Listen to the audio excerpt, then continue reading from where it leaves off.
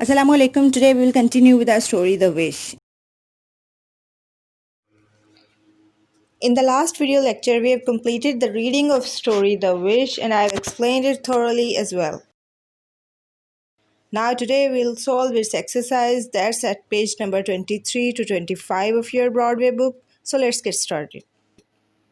The first question that we're going to solve is at page number 23 of your Broadway book. Here's a question number 7. Which of the words below would you use to describe grandmother and Aya? You are asked to categorize different adjectives that are given here. These are the qualities, these are the words that describe grandmother or Aya, and we have to write the appropriate quality against each person. First, we will write the qualities or the adjectives for grandmother. Grandmother was possessive, concerned, affectionate, and thoughtful. And now we will write about Aya. Aya was practical, sensible, greedy, careful, faithful, and superstitious. These are the qualities of grandmother and Aya. At page number 24, here's an activity which has two parts. The first one is a grid in which you are asked to find out different sound words. You can see a grid at page number 24. In this grid, different sound words are hidden and you are asked to find them out. So we have found them and the words are clatter, rumble, clang, bang, patter, hiss, rustle, and thud.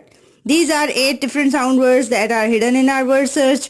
Now in activity 1 part B, we are asked to fill the blanks with these words that we have found as a sound words. So the blanks are here, you can see them under the grid. Now fill in the blanks in the following sentences with the words you have marked in the word search. Change the form of the word wherever necessary.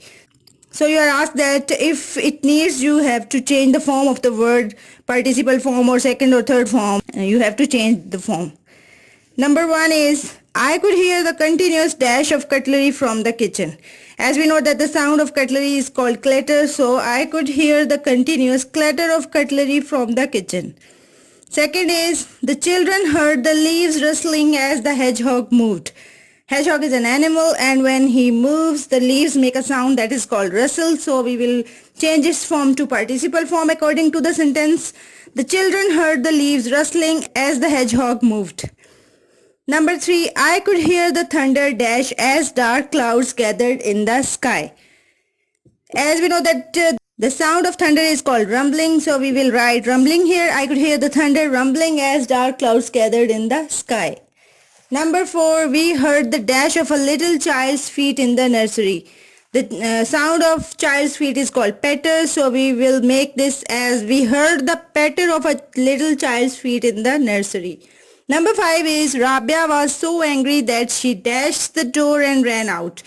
Now when Rabia was angry, she closed the door with a loud noise and that noise is called bang. So she banged the door and ran out.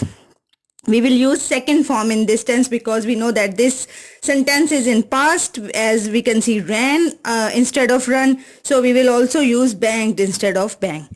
Number 6, when the people of the village heard the church bell dash, they rushed towards it. The sound of church bells is called clanging, so it will be when the people of the village heard the church bell clanging, they rushed towards it. Now number 7, he fell off the ladder and hit the ground with a dull thud.